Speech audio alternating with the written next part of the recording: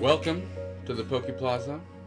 It's your boy, J Sizzle, J Swag, J Daddy.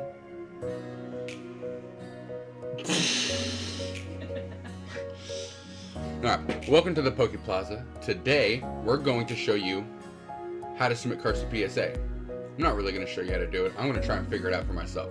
I've done it one time. I don't quite remember when the last time I did. I don't even remember if I actually sent the cards in, but I've done it before. But the whole website has changed now. Things look a lot different. It's much more user-friendly. So we're going to go through and we're going to set Poke Plaza's first ever PSA submission right now. We had two shows that we did.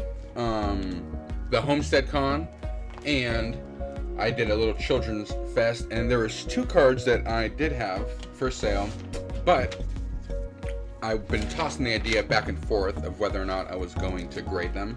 So I was overcharging for them, thinking no one was going to buy them, and nobody did buy them because they were a little bit more than what they would have been. But we have two cards right here. We have the Leafeon, or the Umbreon VMAX Rainbow, and the Leafeon V-Star from Crown Zenith. So we have these two cards right here. We're going to go ahead and send them in to PSA and get them graded, and I'm going to show you how I'm going to do that on the website, how I'm going to pack them up, yada yada yada. So let's get right into it. Alright, so this is what it should look like when you go to psacard.com. You're going to either go create an account, or you can submit as a guest. I might have already created an account, not positive. So we're going to go to account. We're going to sign in. See, it's got my TCG Poke Plaza email. Password. Hopefully that works. Nice.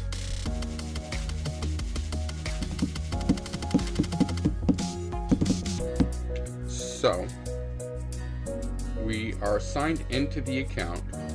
We're signed into the account, which is good. The first thing we should do, though, before we even start getting on the website, which I'm kind of getting ahead of myself, is we should ready the cards and package them up correctly in the correct sleeve and loader to do that. And I'm going to show you how to do that right now. Okay, here we are.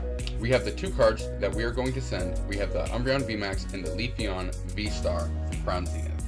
Both of these guys look pretty minty, and we are going to send them in. So the first thing you need is card savers. These ones are from Japan.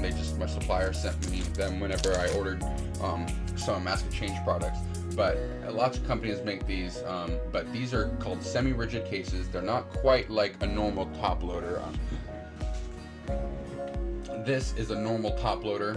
It's honestly a lot more thicker. It's harder. It's not quite as flimsy, and all that there is just this top layer where you open it up and put the card in. That's all that is. A card saver is a semi-rigid, so it's a little bit more flimsy. It's definitely a little bit bigger, and when you put the card in, there's going to be room for the card on all sides. The sides and the bottom still left over. You can see there's a little tab up here, but you pinch and it's going to open it up just like that. So you pinch, you open it up, and we're going to take our card and we pop it in, and we're going to try and get it right smack dab. Try and pop it in and get it right smack dab in the middle of the card saver. We're going to try and put it all the way down so the sleeve is not popping out. And it's a little uneven, but I mean, we're going to end up with something looking like this. We're going to put this down a little bit more, but we're going to end up looking something like this. Just like this is kind of what we're going to end up with. Card is inside of a penny sleeve. That's probably the first step. I probably forgot to mention, always sleeve your cards. Make sure they are in a penny sleeve. And then you are going to put that whole penny sleeve inside of the card saver, and it's going to look like this. So you can see there's still space left over on all sides, top, bottom, and on the sides, and it's secured. So we're going to rinse and repeat with the other card, our Umbreon, and then we'll get to doing that, and we'll get to uploading it. There's room on all sides of the cards, not touching either edge. It's not exposed out of the top. Both cards. Looking pretty good. We need to use these card savers, because if we don't use these card savers, PSA just won't grade it. They might return it. I've heard even stories of people getting their cards lost in limbo. So it's important you're packaging these things correctly and you're inputting all the information correctly on the website, and I'm going to show you how to do that right now. Now we're here back on PSA's website. We're gonna go to this top right button, submit. You can get that from even the home center. You click start. We're gonna start our submission. We have no submission. This is our first. It says we have one in progress from March. I don't know, we're gonna delete that submission because we're not doing anything with there. So we have no submissions. We haven't recently submitted. We don't have none in progress. So from here, we click new submission. Cool. We're doing trading card size, standard size, memorabilia, and tall boy cards. Just standard trading cards. And we're just doing grading. There's different options, like you can see if you have an autograph, if you get it autographed by, you know, someone, Jason Page. We'll be going through all those card shows. Apparently even now they're verifying Cool Trainer Ryan. So if you have an autograph and you want to get it certified, you would click this little autograph button. You can do a review if you had something graded by PSA but you feel like it wasn't right. You can have them grade it up and see if it's worth an upgrade on the grading, or you can do a crossovers. Say you got something graded from CGC or Beckett and you want to get it transferred to PSA, they will do that also. But we're just doing standard grading, so we're gonna click that little blue thing and go select and continue. Okay, and here is where we have to be careful. So if you look on the service level, these are the different levels and different grades that you can grade at depending on what you're grading. For most general Pokemon cards is what we're going to do. This actually, well, I don't think they were made past earlier than 1980, but for Pokemon cards we're going to hit value 1980 to present. This first one that it puts us on is 1979 and older. We are 1980 and present. You can see the estimated turnaround day is 45 days. They can absolutely take a while. It can actually take 40 to 85 days. It might be faster, it might be longer, but that's what we're going to do right here.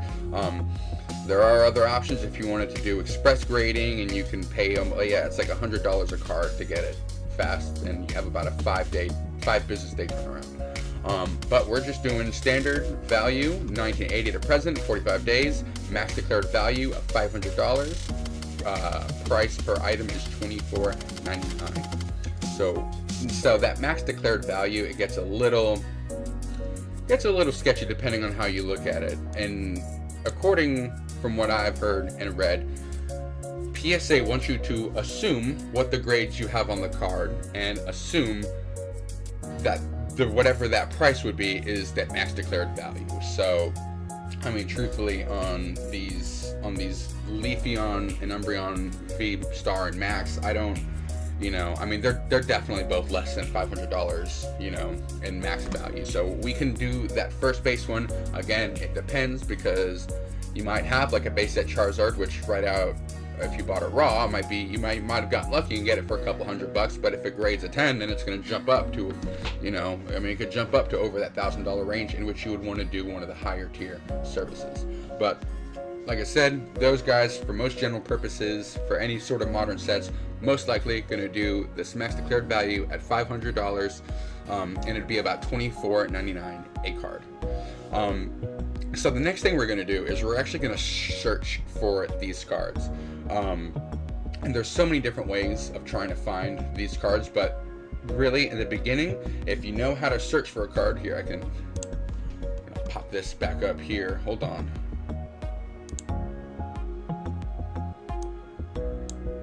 Bam. Okay. So if we're going to search for a card, the first thing we should be looking at, oh my gosh, we're going to need, so maybe we'll do it up here.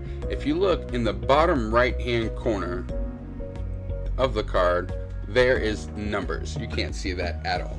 There's numbers. This specific one is Umbreon VMAX 214, and it's from Evolving Skies, so I know that. But if you didn't know that, you could look here in this corner. You can't.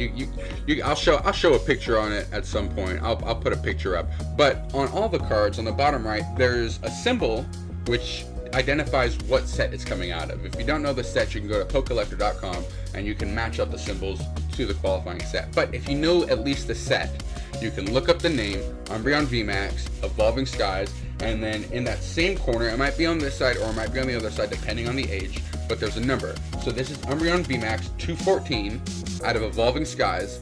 It's obviously the Rainbow Rare. This one's going to be pretty easy to look up. I'm sure you how to do that. So again, we're here, we're searching the card up, we know what card we have, we know the number, we know the set, so we're going to type Umbreon VMAX, and we're going to wait for a list to pop up. Okay, so most of all of these ones right here are English. These are going to be the Umbreon VMAX, the Moonbreon, and then you're also going to be keeping a look on the language. So generally speaking, if it doesn't specify which language it is, it's going to be English, but you can see this top one, it says Pokemon Japanese, Pokemon Korean, Pokemon Thai. You want to verify the language for the specific card that you have, because if you don't, it's not going to get graded and it's just a waste of time and money. So we're going to go Umbreon VMAX 214, because that's the number on the card. So right there, Evolving Skies, we type Evolving, and it's already pulling up some of these ones. So right here, it's going to be this first one, because like I said, if it doesn't specify the language, it's going to be English. We can see that these three right here, this is Italian, this is German, this is French.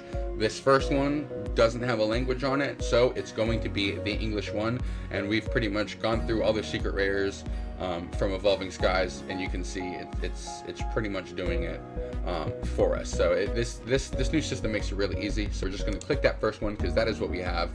And again, we have one, and again, the declared value. So the declared value, like I said, they want us to base what we think the card is gonna grade and what it's gonna be worth. So we look up Umbreon VMAX, and really do this at your own discretion. You know, I'm not going to tell you what I think your cards are worth, or, you know, tell you to put max value, but they want you to base what you think it's going to be rated off, or what you think it's going to be graded off of, and how it'll come back. So if we look here at a PSA 10, it looks like it's about $80 to $90, and that's just off of price charting. I'm not gonna super dig deep into dive and to figure out, you know, go on to eBay, find last solds. I'm just trying to get a generalized point of view so I can see that. So I'm just gonna put about $90, just because sometimes 3 sales a week, sometimes these are a little off. I don't know, like you see, I mean, these might be even more, even less. Some sold for 100, 94, 80, 60. So I'm gonna keep it at about $90 declared value, and we'll call it at that. So we are going to save that card, and you're gonna rinse and repeat for all the cards, just like what we just did there. So because we've only got the one more card, we're going to do this Leafeon V-Star. V-Star. Crown Zenith. Not quite the Altart, so we're gonna put the number now, and we put GG. I wonder if it's actually gonna pull this up. 35. So it is still, I think that one looks upside down.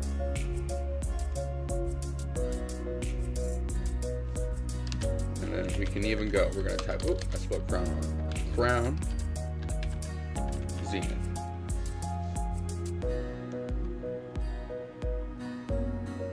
Okay, so again, we found the top 3 cards, and you can see which ones they are. That bottom one says French, that one says German.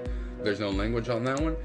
That one is our card. And then you can hover over it, and it'll pull up the picture, and you can see the number.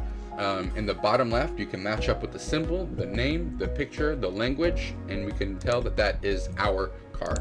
So now, again, it wants our max declared value. We're gonna go Leafeon V-Star GG35, again, just on price charting, we can see it's about $70.99.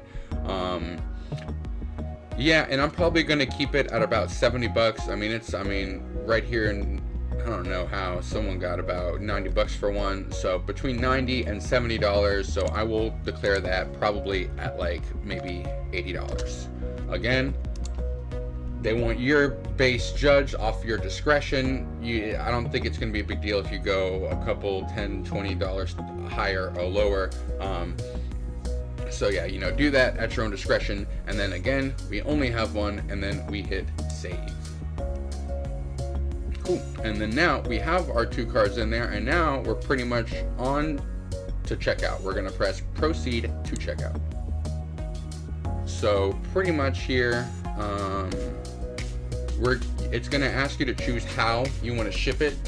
You can either ship it on your own if you have your own service like Shippo or Pirate Ship or whatever, or you can purchase a prepaid label.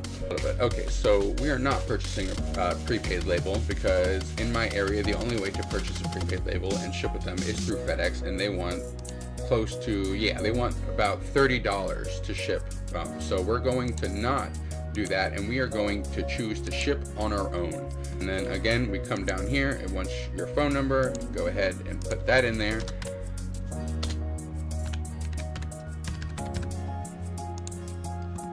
And then again, your return shipping method, you can choose whichever you want. If you do FedEx, they're going to want your account number, so we are not going to do that.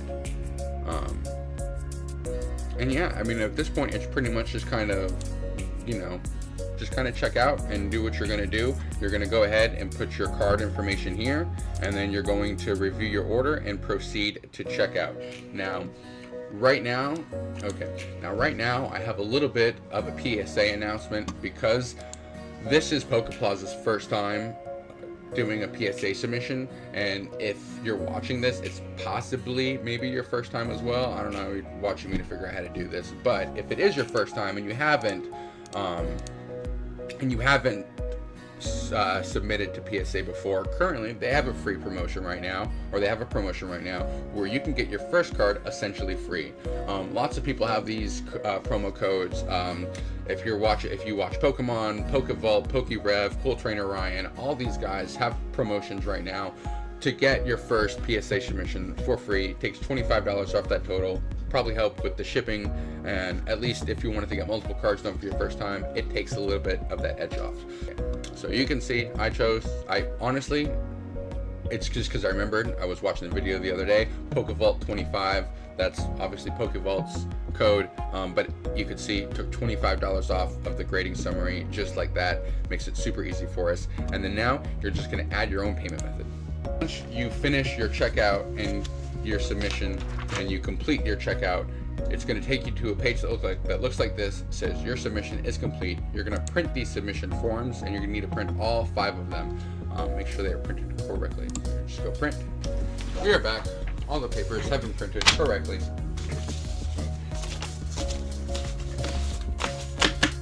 Uncorrectly printed papers. Okay. So now it's time we pack up our cards. Luckily, I've already kind of got a box already pre-made up. This is just a 6x6x6 coming from Walmart. We'll show you how to package that up right now. Okay, so we're going to go and package up our products in, like I said, we just have a 6x6. You can see the label, a 6x6x6. It's upside down, a 6x6x6 box from Walmart.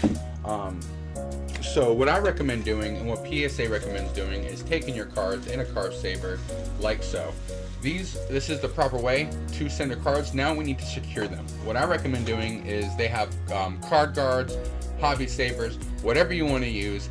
I'm going to use cardboard.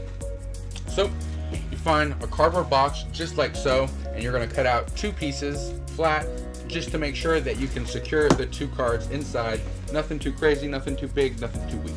So again, we're just going to cut through this box and get 2 rectangle pieces of cardboard to protect our cards.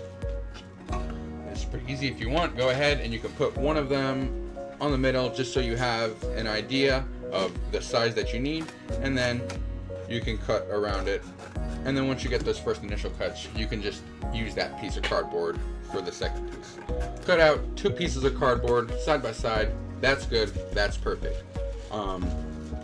So again, it's super important. Here, I'll put them right here. Super important that these are free from all stickers, any sort of debris, you want these cards to be in the best condition as possible once you put them in these card savers. Because once you put them in these card savers, it's not really a whole lot going back, honestly. So these guys are nice and secured. You're going to take them and you're going to put them in between the 2 pieces of cardboard, like so. You're going to sandwich them. Here, I'll show that again. have your cardboard, you put them on there, you sandwich them all nice, and it's nice and even.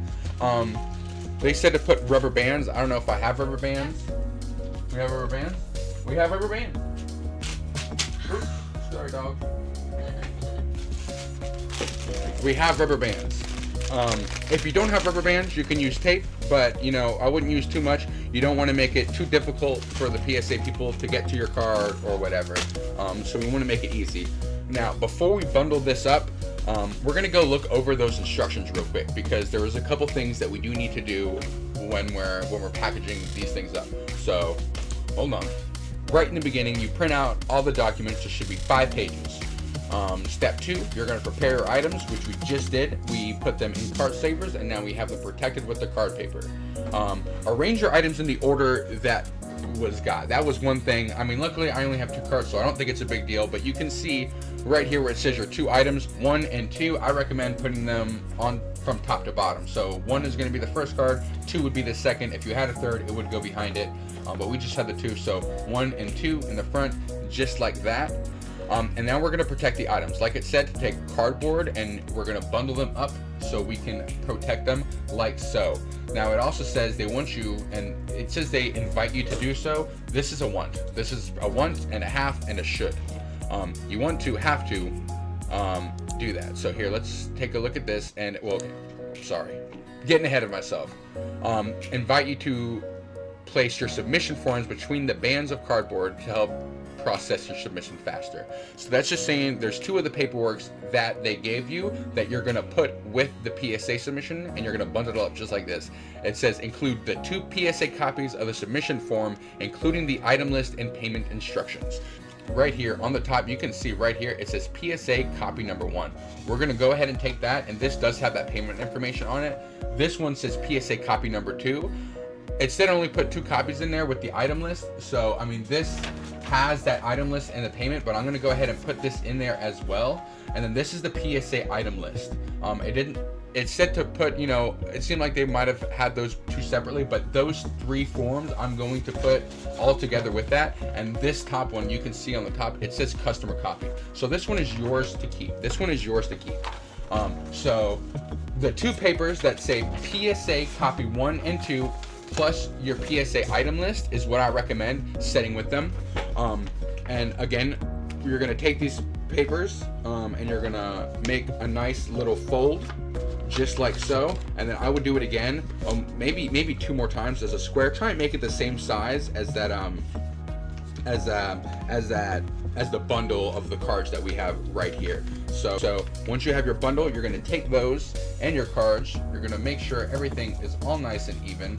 You're going to put these right on top of that, and then like I said, you're just going to take the rubber band and you're going to bundle it all together and make sure that nothing can really slip out and everything is good. So that is a nice protective little bundle, protected on both sides. You have your PSA copies right there. Now at this point, I would say you're safe to put it in the box. Move that box out of the way. You're going to take your cards, place right in the smack middle of all that bubble wrap, and like a burrito, fold in the sides and then just kind of wrap all over, you know what I'm saying? Go over, and now again you have another nice little submission package right there. If your box is the right size and you don't really have to worry about it, this one's a little bit bigger. Let me get up again. So like I said, either use packing peanuts, which I don't have, or maybe some just kind of filler shipping paper, which I do have, so I'm going to do that. And now, like I said, you crumple it up. You want to crumple this up. You don't want to put it flat, because ideally the whole point of packing of this is to eliminate space. So crumple it up a little bit, put just a little layer on the bottom, just like that, so it's good. You can go ahead and put your cards. I put the paper face up, that's where most of the protection is, and then for the rest of your paper, if you, like I said, I think packing peanuts would probably be the best way to do it, is to go that, yeah, once you have it packaged up like that, you're gonna go ahead and get a piece of tape and tape it up. Okay, so we've protected our items, we've packed them into a box, and everything is nice and safe. Now, you see this? We're going to affix this barcode. So on top of all that other paperwork that you printed out, they should have printed out 5 pages. There's 2 pages of those copy lists of the payment details, the submission list, plus the complete item list. And then you have your copy of the submission list. And then we've got this little barcode it had us print out. You're going to go, that barcode that we printed out, you're going to go ahead and you're going to cut that out. We put that barcode straight down, just like that.